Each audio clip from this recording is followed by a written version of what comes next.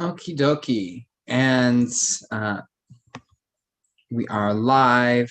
I'm just making sure that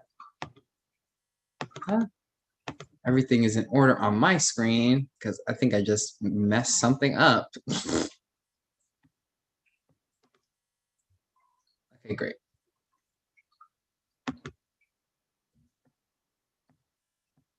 Hello, everyone. Thank you so much for tuning in. My name is Courtney. I am executive director at No Exit Theater Collective and at Black Shakespeare Project. And I'm so glad to be holding our first ever teach in and gathering community together for preparing for tomorrow's showing of Cold Keener. Thank you so much for showing up and tuning in.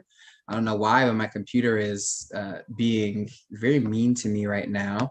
And anytime something happens on Zoom, it is being evil.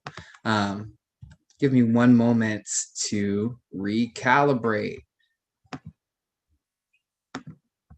Wow, okay.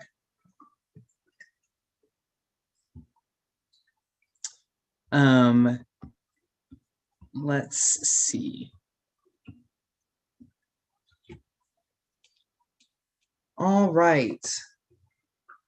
You can switch slides, Zainab. I just want to give a wonderful warm hands to Zainab for helping us with all technical needs tonight. Thank you. Thank you very much.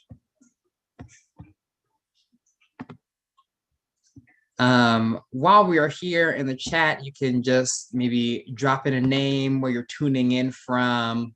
And let's get this ball rolling. Okie dokie.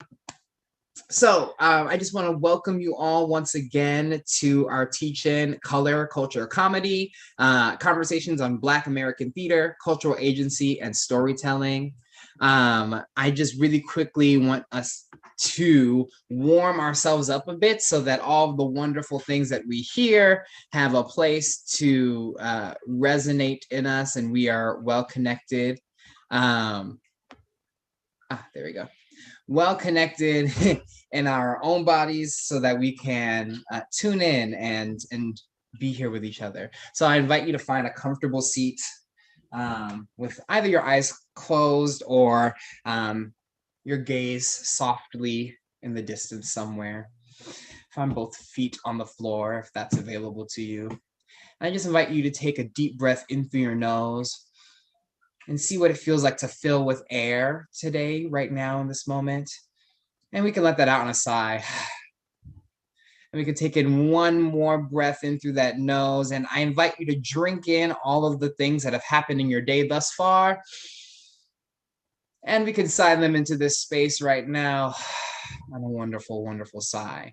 I invite you to just take your hands, clap them together, rub them, and get some friction and some warmth.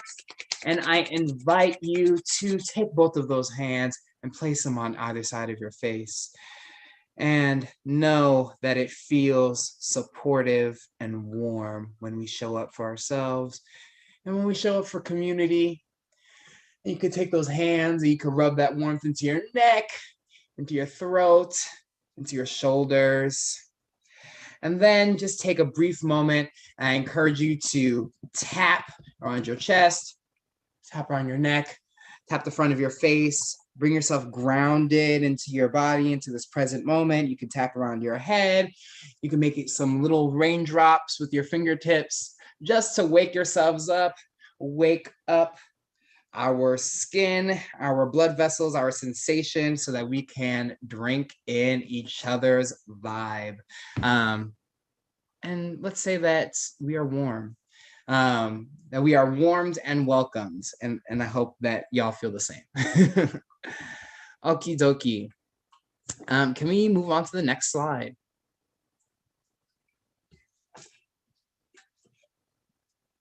I'm pleased, very overjoyed to introduce my dear friend, Ray. Actually, first, can we take it back one slide really quickly so I can just give us a brief overview of today's agenda? We are moving through 3 sections of tonight's conversation. Did I skip the agenda page? I sure must have. It might be the previous, there we go. We're moving through histories and assimilation and acculturation, angularity and agency. We'll break down those terms, what they mean, and how they apply to Black American theater, storytelling, and cultural agency, and give you a wonderful funnel into tomorrow night's show, Cold Keener. So we could go 2 slides ahead now, and I can introduce my wonderful friend, Ray Dubois, my dear colleague and the founding artistic director of Black Shakespeare Project. You can check out their bio on the screen right now. And without any further ado, I give it to you, Ray. Would you like to introduce yourself to our audience and say whatever you need to check in with us? Hey y'all. I'm just taking a moment to cackle at former baby future ghost because I I didn't think that was going to make the cut, but I'm quite glad that it did. Feels appropriate and on brand. My name is Ray Dubois. I am the founding artistic director of Black Shakespeare Project. I am a teaching artist, I'm a director, I'm an actor. I want to, first of all, let you know where I'm tuning in from. I am tuning in from the ancestral land of the Lenape peoples, colonially known as New York City, Brooklyn, New York, to be exact. And I am coming to you to really sort of offer some perspective on the history of Black folks showing up to not only classical theater, but by how Black people showing up to classical theater that really laid the foundation for the Black American theater as we know it or knew it to be back in the 19th century. So to do so, I just want to give, if I can set the stage, if you will, the universal stage at play.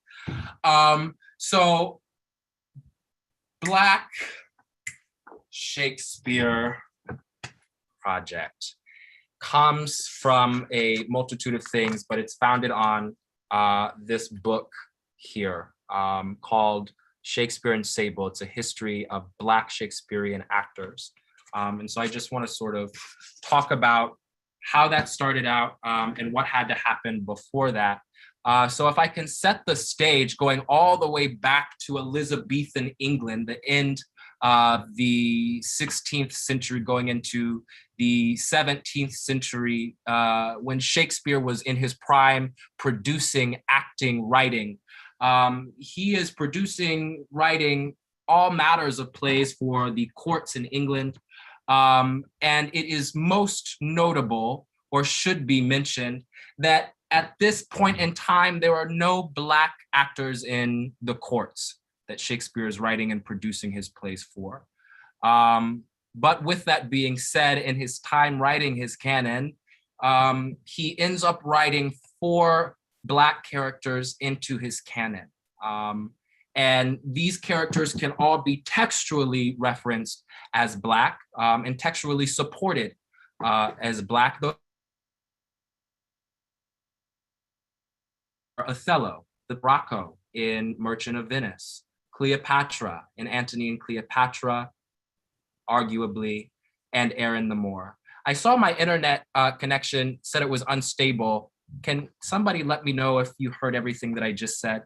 Ray, could you just repeat the names of the 4 characters that you mentioned before? Thank you. Absolutely, thank you. I'm so sorry, my internet popped off. It'd be like that. It do sure be like that. So these 4 characters that William Shakespeare has written into his canon, these 4 Black characters, are Othello, the Moor, Cleopatra in Antony and Cleopatra, Queen of Egypt. We've got Aaron the Moor in Titus Andronicus, and we have the Prince of Morocco in The Merchant of Venice. And so it is important to be noted that while Shakespeare has written these Black characters into his canon, and that there are Black people in the Elizabethan court at the time, that these people are they are in the playhouses, but there are different levels of status in the playhouses. Shakespeare was super conscious of the fact that he was writing these Black narratives, these Black characters, for white men and boys to take on at the courts in England. And so maybe not begins, but then offers a introduction to the history of Blackface as we know it. Give me just 1 second here. My notes have frozen. So end of the 16th century, beginning of the 17th century, he's writing his canon, producing these plays. If we fast forward to some years after, about 100+ years to be exact, Shakespeare productions begin to find their way to the United States. And so these productions are being led and performed once again by white men and boys. And to be more specific, these white men and boys are from England. These are troops of British actors who have come to the United States at the end of the 18th century, middle end of the 18th century, to perform Shakespeare plays. At this time, the American theater wing doesn't quite exist yet. We haven't started producing and doing our own plays as Americans yet. But Brits have come over, and they have started doing Shakespeare productions in the United States, touring at the colonies on the East Coast. And these places are Philadelphia, Pennsylvania. We've got New York City and Boston, New York. So these Brits are coming, touring productions, performing productions, and again, all white. Not any Black people in these productions. And when Black characters are being performed, it is, of course, in Blackface. And so at the same time that these folk are coming from Britain and establishing the American theater wing, Black people in America, about 75% of Black Americans in the North are free Black Americans. They are no longer in slavery. But in the South, about 2 million African Americans are still in slavery. So we have the issues of the South going on, of Black folks still being in slavery at the same time that these white people show up to do some Shakespeare. And at the same time, up north, Black folk are facing an entirely different set of circumstances and issues. We're not necessarily dealing with the atrocities and the challenges of being confined in slavery, but we have limited opportunity for cultural advancement, right? And there's little to no chance to really participate as equals in recreational activities with the dominant white society. And so what happens when we're not able to participate as equals in the dominant white society? Begin to form our own enclaves within the larger towns and cities on the East Coast and throughout the United States. So we're creating our own Black spaces where we can thrive and create and imagine and be in community and do our thing. And so of these enclaves, people coming together to create their own cultural amenities, we see the African Free School, which emerges in the late 1800s. We see the Kojic denomination, the Church of God in Christ, which in this era, this is right around the time where that begins its foundation as well, and begins to really take part of the Black community at large, not only on the East Coast, but specifically throughout different states in the country. And another enclave that came out of being excluded from the larger white dominant society is the African Grove Theater. And the African Grove Theater is founded in 1816, 1870, 1817, not 1870. Woo, Lord. 1816, 1817 by William H. Brown of the West Indies and James Hewlett. And they had met working as ship stewards and moved to New York and founded this company called the African Grove Theater, or the African Company. And this actually becomes the first recorded Black theater troupe in the United States. And it sets the foundation for that. And so by 1821, they moved from, let me just see here. Yes, thank you, Courtney. African Free School, African Grove Theater, James Hewlett, William Henry Brown. So James Hewlett and William Henry Brown are the key founders of the African American Grove Theater. And by 1821, they moved from William Henry Brown's backyard, where they did tea garden performances of excerpts of dramatic poetic text and songs and dance. They moved from his backyard up to the second floor of his apartment space, where they turned it into a theater, where they got Black folk from in and around New York City, lower Manhattan, and performed plays. And out of this African Grove Theater came the first dramatic play written by a Black playwright to be produced in the United States, King Shot Away. And also comes our first really recorded moment in history where Black people are seen embodying classical text in any sort of way, Shakespeare's classical text in any sort of way. And after the years of being excluded, nearly 200 years of being excluded from the British professional stage in Elizabethan England, in the courts, and then also in America, this is a huge deal for us to be finally stepping into a space where we can not only have our own theater, but where we can begin to take the ropes of a white-dominated industry, specifically classical theater, which was what was most prominent at this moment in time.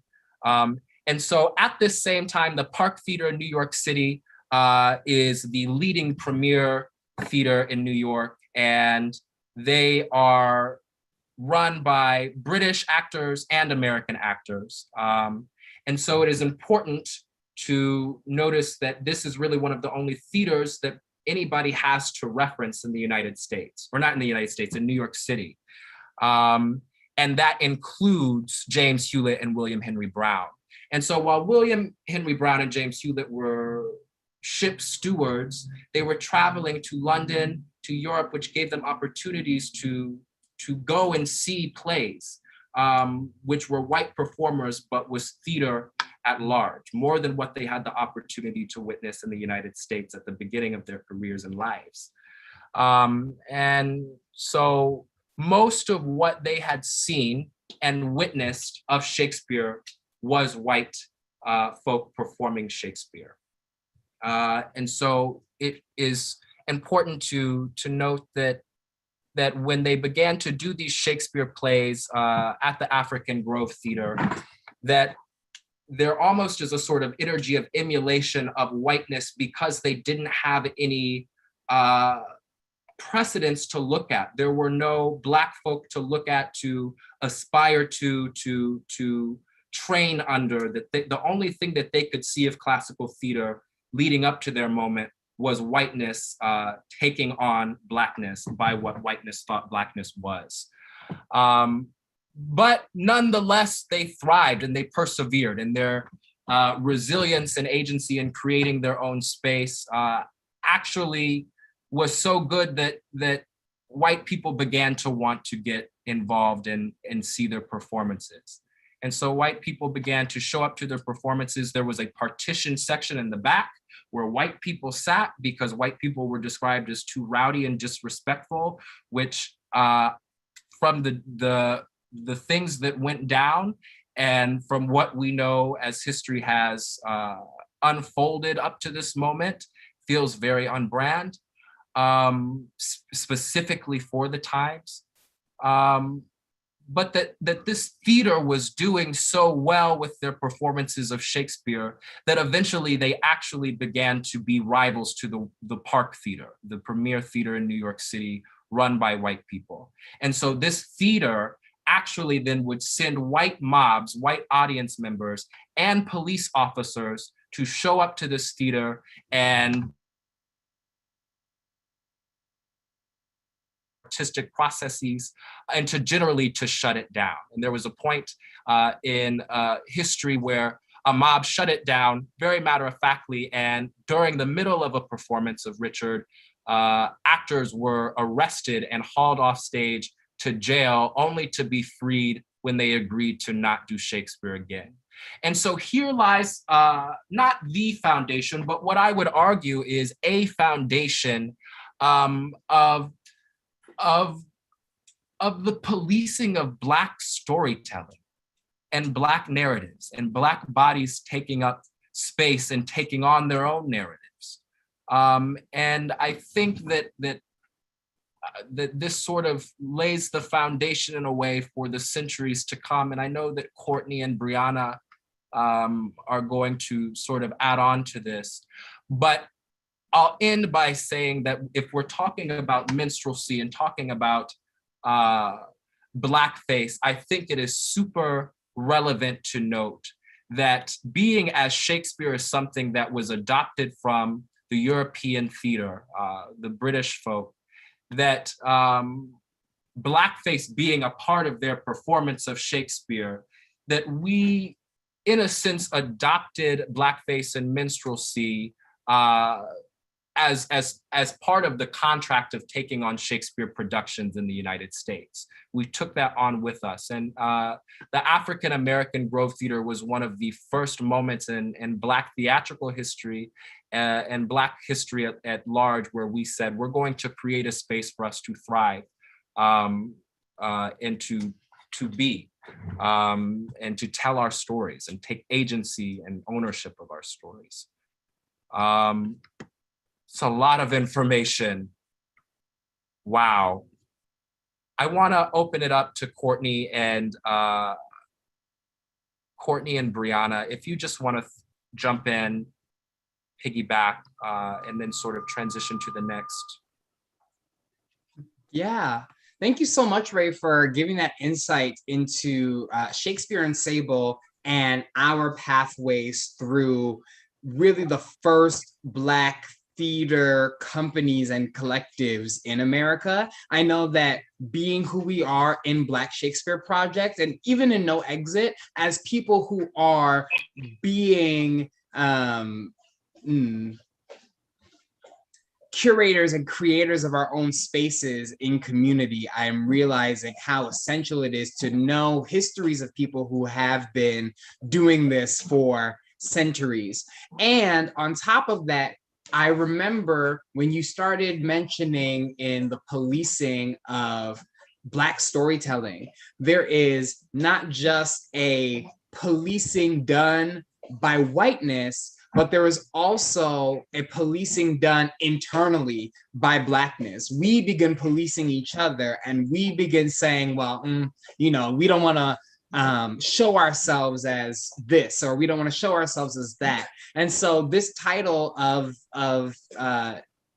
your section of this teaching, I really connected it with acculturation, and the definition is thrown up on the presentation right now, but it's defined as the usually forcible cultural modification of an individual group or people by adapting to or borrowing traits from another culture. And there is so much of very white, European, anglicized culture that we as the United States of America adopt in our time and in our history. And there is a lot of just re-emulating these things or acknowledging that British culture in the Elizabethan era was the seedling for everything that American culture was. So I really appreciate having that foundation there in knowledge on how we move and progress to where we are now, or in the coming centuries and coming decades even. can we move to the next slide? Bryanna, do you have anything to add to that, or comment on that, on any of the lineages that Ray mentioned? Wow, that's all I have to say.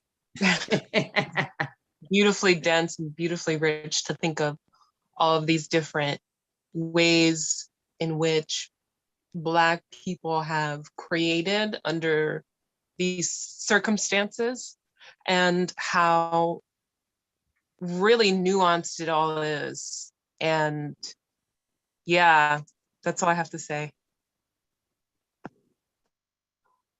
Thank you so much, and thank you, Ray. And now we'll move forward. So I've introduced myself, but my name is Courtney. You see my bio up there. And in terms of how I fit into the worlds of both Black Shakespeare Project and No Exit, I work very, very hard to ensure that we are creating sustainable community spaces to continue our personal stories and legacies in showing up fully in our storytelling, because there is a power in that. And so moving forward, the section of this presentation, to the next slide, is all about angularity. And as we come out of this history with the African Grove Theater, there is a span of years as we finish out into the 19th century, where Black folk are trying to define what is Black theater, what is Black performance, what is Black culture.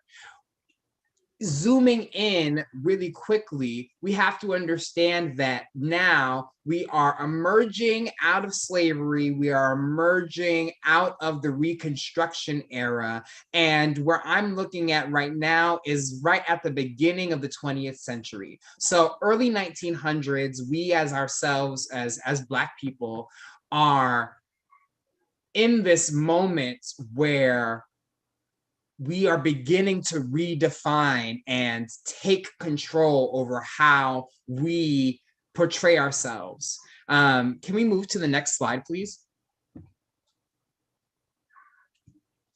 And so we get into this concept that Zora Neale Hurston coins and sets up very freshly. But basically, there is a flattened perspective that is created of Black people because of culture in America at the time.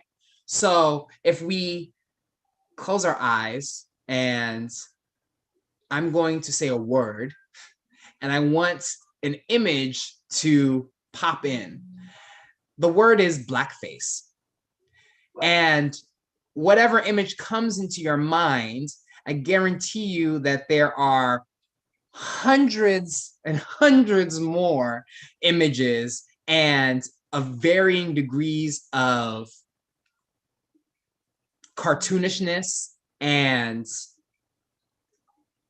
neglect and disrespect in how we as humans, as Black human beings, are portrayed in media, I'll say, because at that moment in time, I would say media is a kind of weird and tricky thing. A lot of new technologies and new ways of showing up in the world are starting to spring up everywhere. At this moment, we are really moving into industrializing. There are Black chain gangs all across America and work camps in which Black people are building up the railroads of America, which I see as basically the nerve and vein network of the country, because at that time, without the invention and the convenience of trains and that mode of transportation, we wouldn't have been able to industrialize any of the cities, any of the towns that were really, really becoming more strong and built up in America in this moment. So as we look at the histories of Blackface, which Ray describes come way, way before people in America are even thinking about theater. If we zoom in really quickly, the first year spent in America as colonial settlers, when the British and the Spanish and the Portuguese and the French and all of the other European powerhouses invade Turtle Island, we notice that the first 100 and some change amount of years are spent just trying to survive. And so once the colonial settlers, once the invaders have moved on past just pure survival, once they have appropriated all of the necessary resources from the indigenous people, and once they have reaped the benefits of slavery, and have built up a foundation strong enough for themselves, this exploration of American art begins. And so I would love it if we can think about how we imagine the earliest forms of American performance, right? We know that here in the United States, we have Broadway, the Great White Way, as it is called. And theater really takes on new life by the time it comes to American shores. In the British Empire, when Shakespeare was writing and creating, and playhouses and theaters were finally being built up and really, really lived in. Hello, my dog came up to me and decided to give me some love, so I'm accepting it right now. The theater system, the theater world, becomes turned on its head in a way by the time it comes to America. And there is a sort of lightheartedness that the American white entertainment system is looking to consume. There is a lot of rich and affluent people, and white people who are not so affluent as well, who are just looking for pure light entertainment. And being of the dominant culture, white people took it upon themselves to look at the less dominant cultures and figure out how to play with them, turn them on their heads, appropriate from elements of that culture, and present it in the ways that they knew best, which was mockingly, which was in ways that was degrading and limited in how they saw us in our humanity. I will also say that so much of our culture as Black people, from the moments of our generational lineages in our specific tribal breakdowns all across the continent of Africa, by the time we as people are starting to be harvested and claimed and stolen and also sold by our own people to the triangular trade, we carried over so many things with us. We carried over histories of our ancestry, which were lost over time. But folklore is something that always found its way in and just morphed and changed over the years. So we had our religious systems, our cultural ways of life, our folklore as it stood when we were indigenous people back in our native lands in Africa. And then as we were taken, they begin morphing and changing into other things. We forget the specifics of the story, but we know that, there's this element and there's this animal, and the shape of things shift, but altogether they are still belonging to us. So we see these things in, say, the Brer Rabbit stories. We see these things in, honestly, if you look at any early, I mean, very beginning of their journey, Disney cartoons, there are so many remakes and remixes of Black storytelling elements, and also some poor, sad caricatures of Black people portrayed on screen. And so basically white people go through their time, this moment in history, depicting Blackness as flat, one-sided, very much loving watermelon, eating chicken, and harvesting from stereotypes that did not see Black people as whole people, and very much bastardizes much of the culture that we come up with for ourselves. And so in the context of the show coming up tomorrow, we see Zora Neale Hurston pop up and present this new way of looking at how we are encapsulated in culture, on stage, in person, whatever. And this way is angularity. And as the slide says, angularity operates on the levels of theme in the space and on perspectives in the production of Cold Keener. A quote from Roll Your Hips, Don't Roll Your Eyes by Jennifer A. Kerr says, Hurston's angularity was strategic.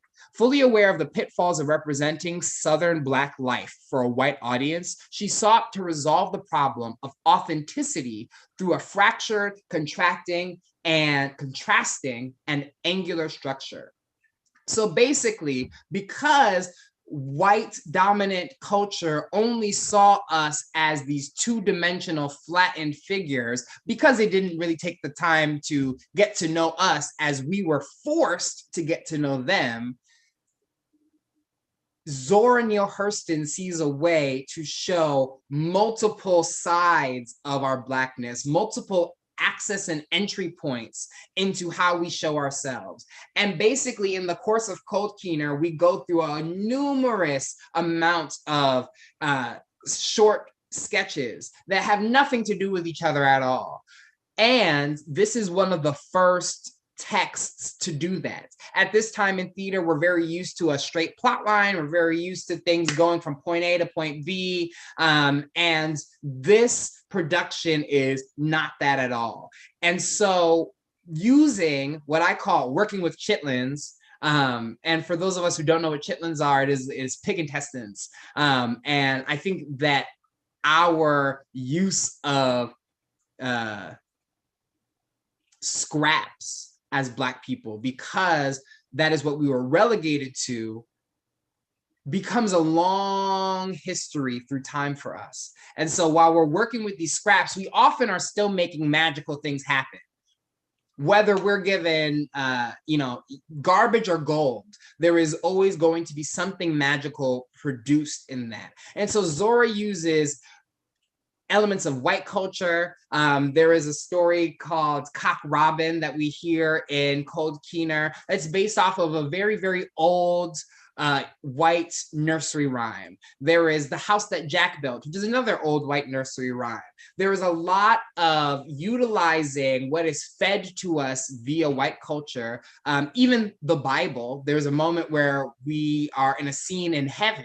And just knowing that biblical lineage is not something that was widespread or well documented in African diasporic cultures pre-colonialism. So with that in mind, there are so many things that are not necessarily ours that Zora comes and makes ours and is able to fill in the blanks with our Blackness, fill in the blanks with our culture, and with this sense of angularity. Can we move on to the next slide, please? And so there's this description of a distinctly Black aesthetic, which takes on African American vernacular English, which is its own honored and respected dialect now. And there is a time in which we are in the new Negro movement, right around the 1920s and 30s, when we get into our conventionally thought of as, our Roaring 20s period.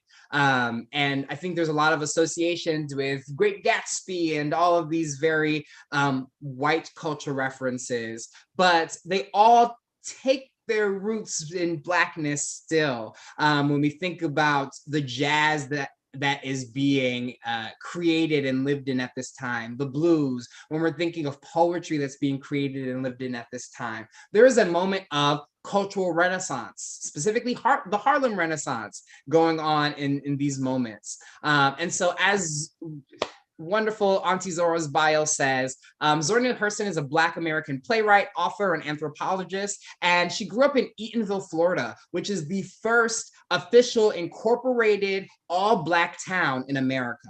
So there's an angle that she sees Blackness through that many of her comrades and colleagues are limited in. And because of that, there is so much of trying to become this talented 10%, this new Negro, and redefine ourselves in order to deviate from the stories that were there in slavery, the stories that were there in these legacies of shame and pain. Which is sometimes all that we can see. But Zora was able to see so much richness and beauty and authenticity in that, and also spent a lot of time and a lot of work in anthropology. So she collected many, many songs, stories, and histories through the American South, all through the decades of the 1920s through the 1940s. And so all of that cultural research shows up directly on stage. And for a long time, it is kind of seen as Zora Coonin. And for those of us who don't know that phrase or that terminology, when in the context of Blackness, when we call someone a coon, it is another way of saying an Uncle Tom. And if you don't know what an Uncle Tom is, this just really is a way of saying Black people who are doing a disservice to themselves and all the other Black people by showing the less favorable parts of our Blackness, the parts that are not as academic, the parts that are not as pristine, or the parts that are not as close to whiteness, is usually associated with Coonan.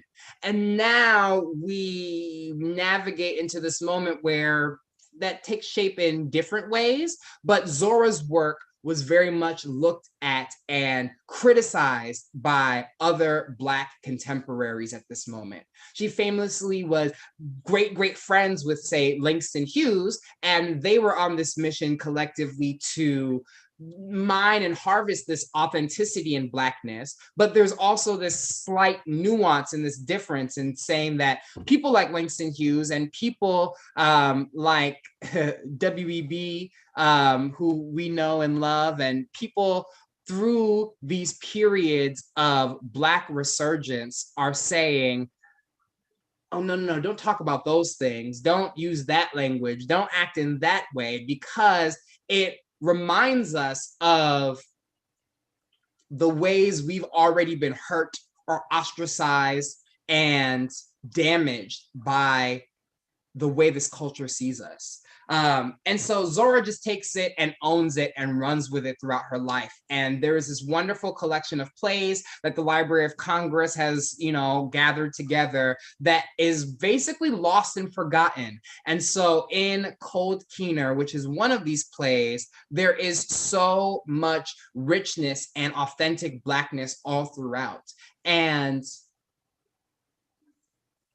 I would say that the ways that Zora Neale Hurston moves through comedy, and that's another thing I'll say too, is where most people, like Ray was describing with the African Grove Theater, most people are trying to do serious, dramatic work. Black people want to be seen as these dramatists who were capable of doing serious acting and writing and things like that. And I know that, when I first hit the theater scene myself, I found myself in the same position. I was getting cast in all these comic roles, and I was like, man, I'm just up here on stage making a fool of myself. I want people to take me seriously. So I was trying to portray as serious. So in that same way, Black people have been doing that for years. But Zora says, screw that, and decides to live in romance, decides to live in comedy, decides to live in lightheartedness, which makes commentary on some tragic things. But ultimately, in her plays at least, she lives in a very free and laughter-filled place. And the wit and rhetoric, which are words that we usually relate to Shakespeare text, are so present in her work. And I would argue that the same ingredients that make Shakespeare such a great writer, the same ingredients that make Shakespeare allegedly such a wonderful comedian in so many ways, Zora is doing the same things, and they are Black and very authentic and a representation of things that were already in a culture that wasn't necessarily, waist deep in Shakespeare rhetoric.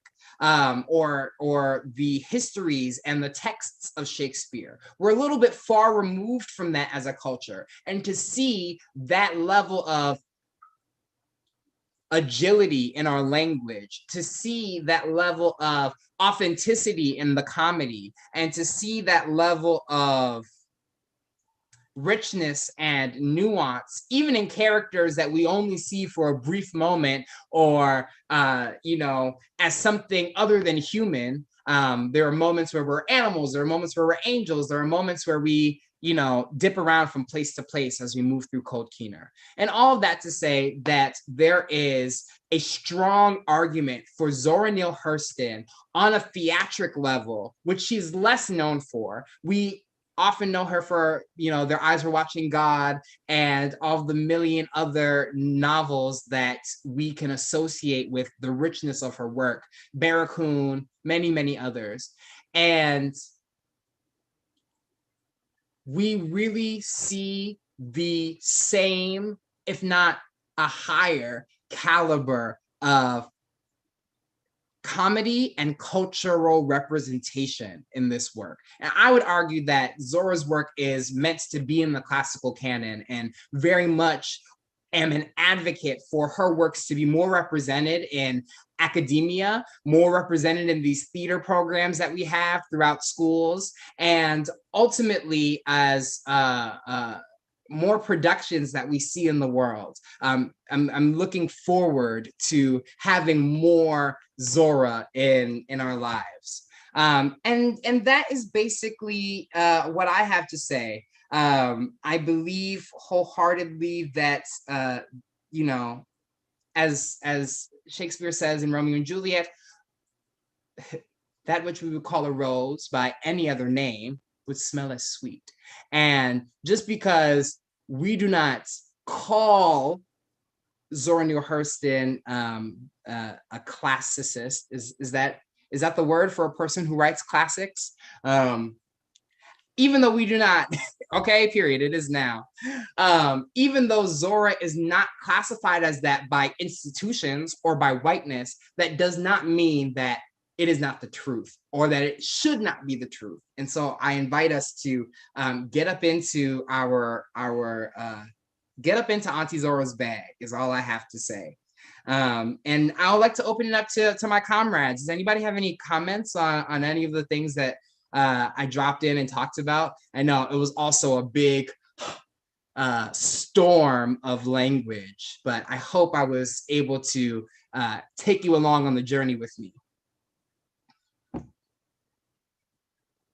I would just throw in, Courtney, just to, sort of piggyback off what you were talking about with blackface and caricatures of Blackness, just sort of tying into what I was saying earlier. There is a reason why William Shakespeare wrote Aaron the Moor, one of his only 4 Black characters, to be one of the most brutal characters in his canon. And that is because of the caricature that is attached from a white male perspective onto a dark-skinned Black male. I would just throw that in there as well. and to respond to that briefly too, I even see a character like Caliban in, say, The Tempest, who is described to be of this African lineage when we look at the text. You know, they talk about his mother, Sycorax, who's from Algeria, or they call it Algiers at that moment. But there is this lineage there, and when we encounter Caliban, he's this monster, he's this deformed thing. And, you know, in Othello as well, as we observe that play, the whole structure is to amplify and uplift this pale, dainty white woman's innocence and her softness and sensitivity in juxtaposition to this, you know, virile Black man full of rage and jealousy and passion. And I remember a moment when I was in undergrad for that brief time where, and many theater students have to read an actor prepares, right?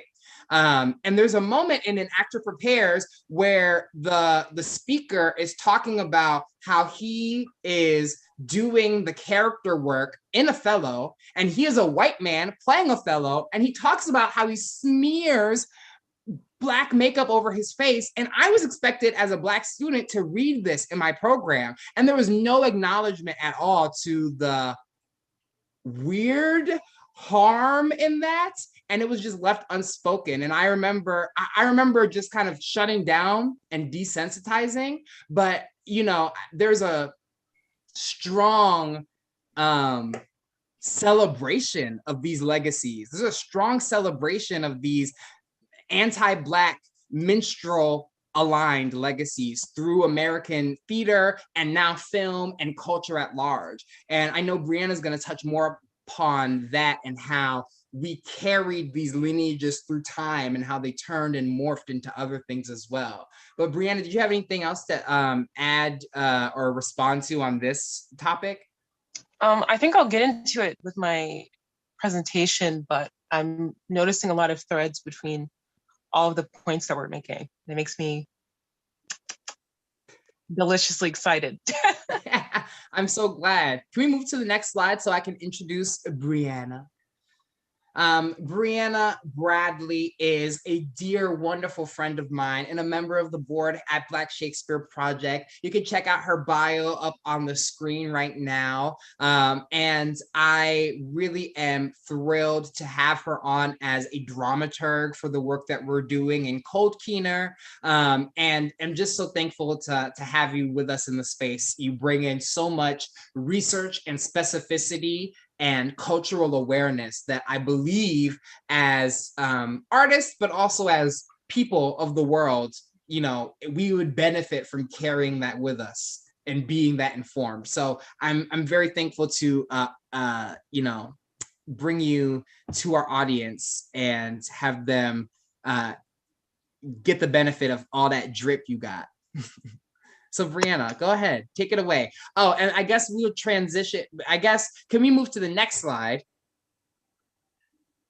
There we go. And so Bryanna's topic is on agency, and I'll just define agency really quick, but it's the ability of a people to act concretely within a context. The definition refers to a series of creative activities that contribute to society, including pedagogy, research, activism, the arts. And basically, when we are agents, we are people or individuals or groups that have dominion, control, some sense of authority. And with that setup, I will ask us to transition from this presentation into a presentation that Bryanna has cut together. So we'll briefly wait for that transition. But on this topic of agency, I want us to connect it with how we as a culture and as individuals hold agency for ourselves and for each other. As we're transitioning, Bryanna, do you want to just give a brief introduction to yourself as we're getting into your chunk of presentation? I know I lightly described you and your bio was up there, but would love to hear from you, you know, the story of you. Yeah. You can go to slideshow, the tab up on the top. It's like home, insert, animation, slideshow, and from the play from start.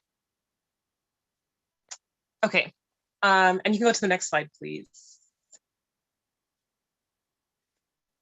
So yeah, thank you, Zainab, thank you.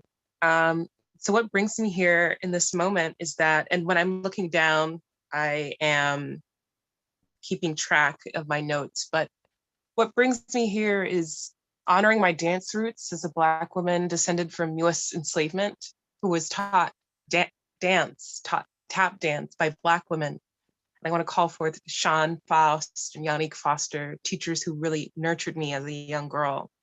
And I grew up in Southeast Queens, New York City, on Lenape and Rockaway territory. And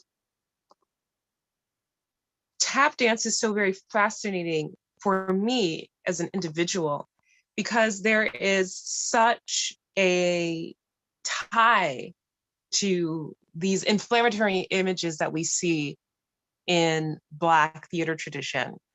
How so many of our common Black sayings or slangs revolving Blackness, appeasing whiteness involves dance, right? Shucking and jiving, tap dancing for the white man, cooning, all of these things, being an Uncle Tom, all of these words are inherently tied to the sometimes inflammatory roots of the US theater tradition. And that is something that has sparked my interest into this topic of how someone like Savion Glover can be in conversation with a dancer like Jimmy Slide, or how the Nicholas brothers can be in direct conversation with someone like Bill Bojangles Robinson, who did a lot of work with Shirley Temple. So yes, can I have the next slide, please? Thank you. Now, today, I'm going to be focusing on like the lineage of Black performance and performers more broadly, and how, like, I like to call it the residue of the inception of US theater tradition, like minstrelsy and blackface, has caused this cultural societal aversion, or kind of like this gag reflex when we're interacting with these images, these performances, these songs, kind of like the same essence of how we interact with those old cartoons that associate, you know, rats as Jewish people, or like these crazy depictions, right? And we kind of have this like aversion, or we kind of like want to vomit from it. But what I'm urging us to do is to kind of like look into it, to really understand why, or question why a Black person would be consciously willing to participate in these imageries, and also think about, why do we think of Black art that is not uplifting or positive as inherently negative? So if it's not, you know, uplifting the race, then it's completely classless, completely out of the concept of art, right? Highbrow, lowbrow. And we're focusing on the United States, right? Doesn't mean that there aren't Black traditions or Black peoples in theater in, say, South America or Europe. But my sort of focus here today is solely on the United States, America, Turtle Island. And these questions around who would be engaging in this actively, and why is there an aversion to art forms, Black art forms, that are not uplifting in a sole concept of bettering the race?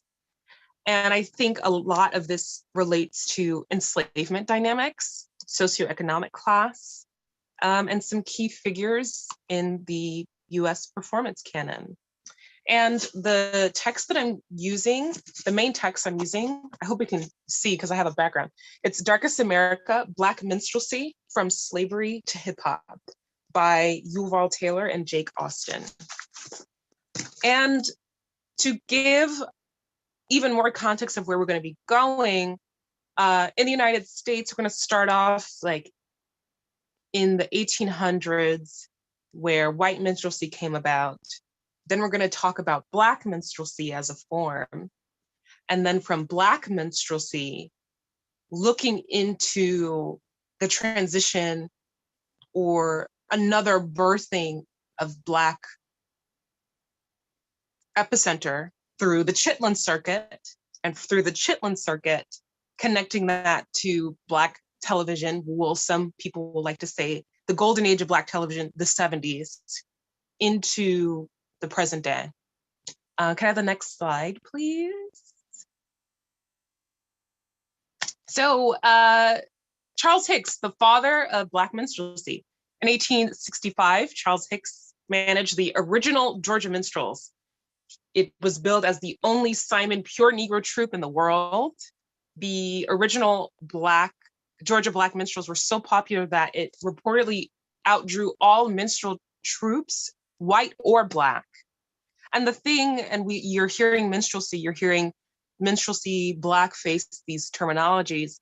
But what I'm really exploring and researching is there is a difference between white minstrelsy, which is the act of white people putting on blackface, and Black minstrelsy, Black people putting on blackface sometimes and adhering to the form of white minstrelsy. So I'll break that down. But essentially, white minstrelsy, as Ray spoke about, as Courtney spoke about, was inherited from Britain, that tradition, where blackface, out of arrogance, out of not associating humanness to Blackness, but white minstrelsy, the act of putting on blackface, was inherently an exaggeration, was inherently tied to exaggerating both in comedy, but also in drama, also in violence. And even in plays that do not directly have Blackness or Black culture tied to it, white minstrels use blackface to make fun of things, right? Minstrelsy at its essence is parody, parodying the popular culture, parodying operas at the time, parodying Shakespeare at the time. And that became, out of white minstrel tradition, Black people started performing. Yes, even in blackface. Can I have the next slide, please? So here's a picture. In the center is Charles Hicks, and around him are the players. So it's not a really good picture, but essentially Charles Hicks is a lighter-skinned man, while a lot of the players are really, really dark-skinned or darker-skinned people. So that is another layer in between that. And the thing about Black minstrelsy, can I have the next slide? Black minstrelsy, as defined by Yuval Taylor and Jake Austin, is a, quote, comic lowbrow variety show in which all Black troupes represent negative stereotypes as authentically Black for a white or mixed audience. Now, Black minstrelsy not only involves this definition, but it also comes from a tradition of comic tradition, linguistics, verbal dexterity, improvisation, elements that has not been seen in white minstrelsy or white theater. So texts like Signifying Monkey, which is a text of old African comedy between animals, and the whole humor around it is the language and the shifting of language. And so with Black minstrelsy, Black people and performers taking the form of white minstrelsy, right, and switching it and adding different elements to it, right? So Black people and white people would go to Black minstrel shows because they were perceived as more authentic, right? As authentically Black at the time. And what these Black minstrel performers would do would add little elements for the Black people in the audience, general stuff that everybody can laugh to. And there is a quote in this book where a Black theater goer told a white writer attending a Black minstrel show, said, quote, "We get things in the show that you couldn't possibly react to," essentially saying there's things in the media and the show that we are witnessing that y'all just don't understand, right? You'll never, ever, ever, ever understand the complexity, the layers in which we are working with. Now, Black minstrelsy, some performers wore blackface, Black people wore blackface, some of them way up into the 1950s, right? Pygmy Markham is a very famous Black minstrel. Bert Williams is a very famous Black minstrel. Even Master Juba, which his manager was P.T. Barnum. And P.T. Barnum, when Master Juba first came out, told everyone that he was a white man in blackface performing. And then years later into his career, I want to say literally like 5 years into his career, P.T. Barnum was like, you know what, just say you're Black. So even thinking about that layer of this Black man, it's like a racial Victor Victoria, right? A Black man pretending to be a white man, pretending to be a Black man. So Black minstrelsy, right? And this focus on mixed audience, we're going to get into that, especially when we're talking about Instagram humor, Vine humor, etc., and the new advent of the internet. But going back, so you have old shows in the early 30s and early 50s, like Amos and Andy, these comic performances where you see Black performers from the minstrel tradition really honing in on these stereotypes, these imageries, right? And when you think about, well, why are you doing this, right? There is something to say about slavery, master-slave relationships, and the psychology of entertainment. That the slave entertains the master by acting ridiculous, and thus appears happier than his condition warrants.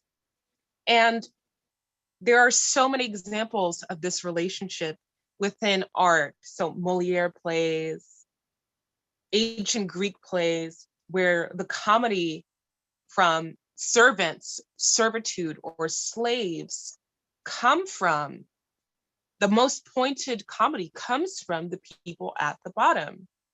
And there is this quote that I would love to read. "The more British the relationship, the less sophisticated the foolery. Brutes have little capacity to appreciate subtlety or nuance. In America, when slavery was particularly brutish, slaves had to act particularly clownish," right? So the wittiness of Moliere's servants and that French humor could have gotten lost to an American audience, but a dim-witted, coon-like character can really digest to American audiences. And there is so many things about enslavement and how that relates to humor. There is tricksterism and also this African tradition of the trickster, right? Somebody who causes havoc on the world themselves, their communities. And in the minstrel tradition, there is a zip coon, which is a very like trickster character within the minstrel tradition. And the Black minstrel definitely honed in on that. Now, when we have Black minstrelsy, I would say up until the 1950s, you see Black minstrelsy in the ways that we've seen it or morph in certain bits, right? So like Amos and Andy, wordplay, slow-wittedness, etc. During this time as well, in the 1930s, 1940s, there is a rise of the Chitlin circuit, right? Which essentially took Black minstrelsy and made it for Black people only and used these imagery, these tropes, right? The fast woman, the brutish guy, fried chicken, watermelon, these things, and gave a space for Black people to really revel in it, right? The Chitlin circuit was very low class. And I don't mean that derogatory, but in the sense that it was an audience that a lot of people could have access to. And during this time, the Chitlin circuit, the people that we see in Black Renaissance, Golden Era television had their start in the Chitlin circuit. So people like Moms Mabley, Red Fox, even the Esther from Sanford and Son, she was a burlesque dancer, right? Like all these people that we associate with like iconic Black American essences or Black American comedy legends, they had their start in the Chitlin circuit, because that is where you could really cut loose. You could really say whatever you had to say, which rubbed against the tradition of class, right? Early 1800s, we're going to sing these beautiful Negro spirituals and beautiful round tones, right? The new Negro Renaissance, we are creating a new Negro that is away from the low classness, right?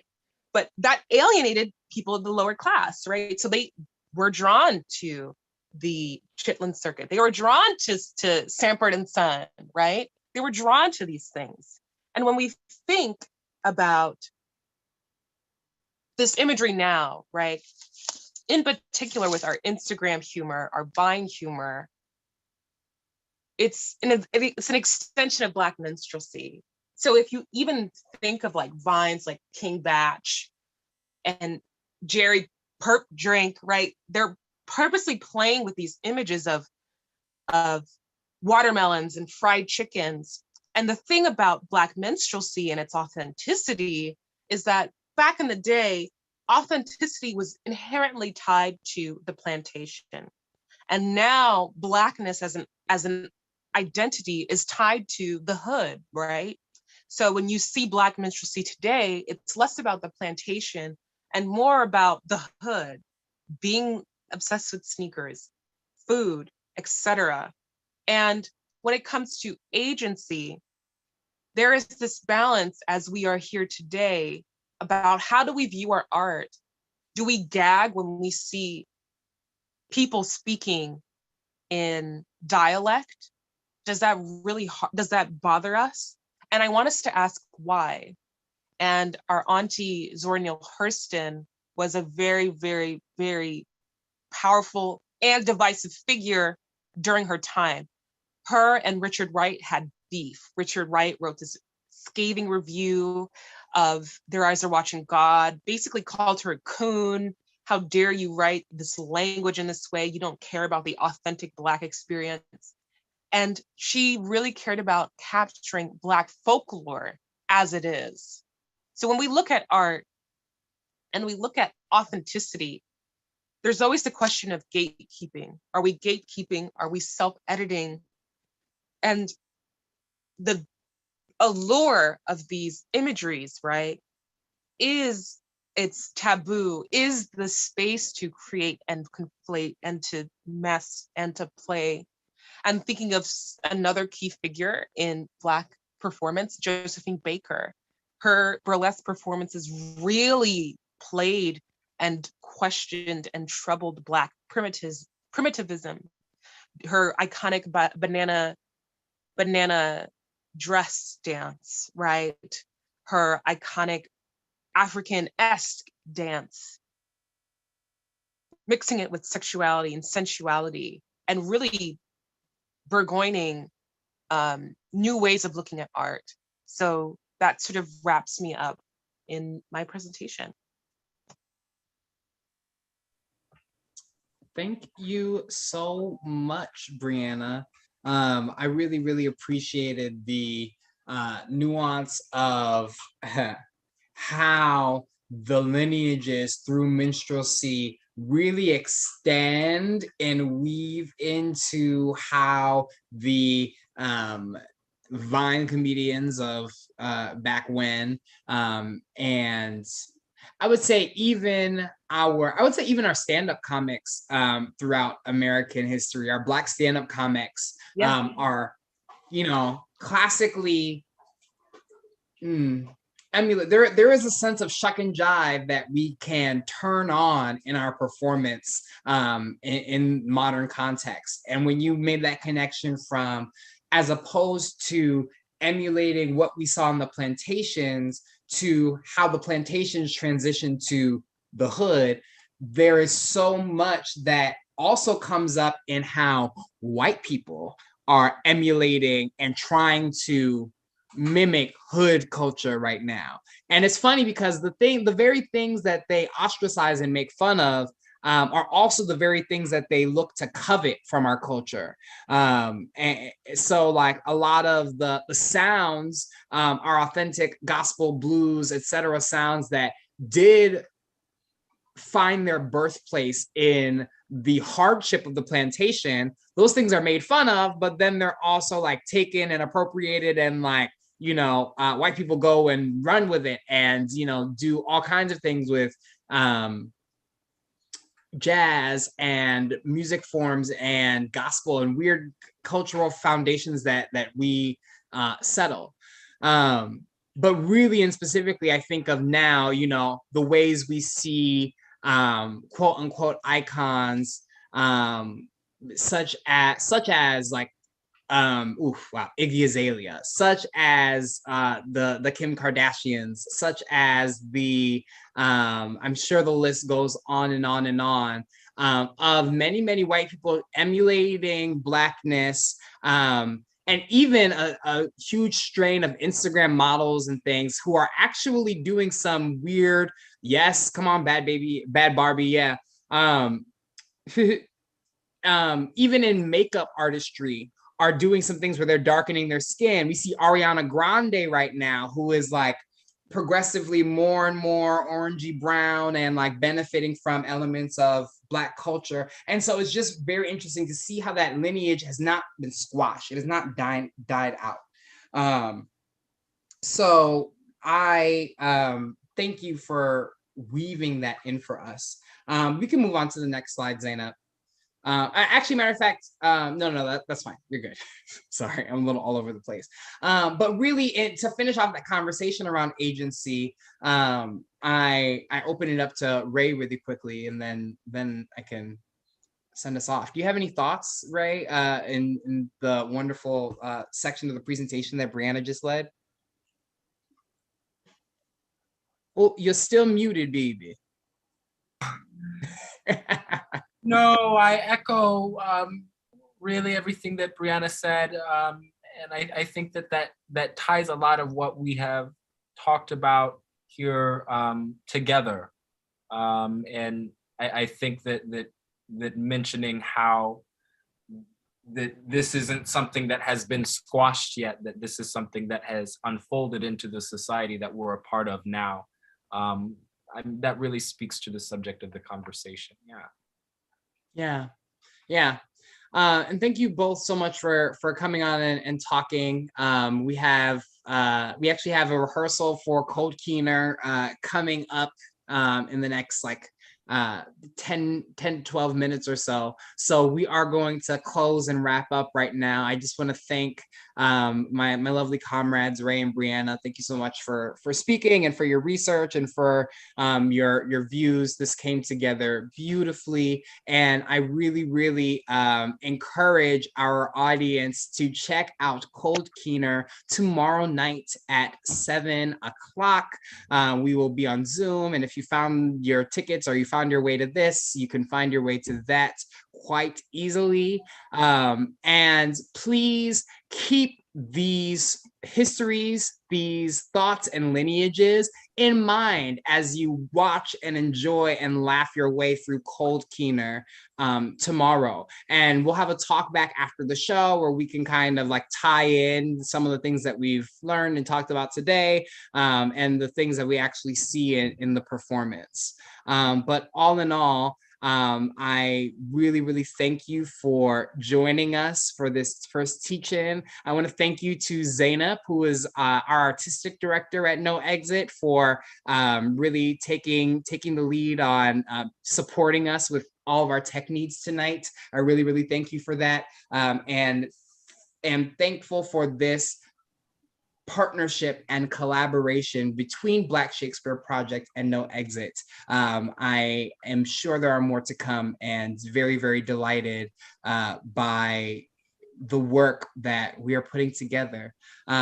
So I wish you all a wonderful rest of your night, and the resources that we mentioned in tonight's teach-in, we will compile into a program that will be released during Cold Keener so that you can have access to some of the sources that we talked about. A lot of the things, you know, in tonight's presentation, I would say we definitely go beneath the surface, but there's even more to dig into. And so if there's anything at all that you were curious about or alighted by tonight, know that you can reach out to us at No Exit or at Black Shakespeare Project, and we can dive in even more into these things. But thank you very much, and have a lovely and blessed evening. Good night, y'all.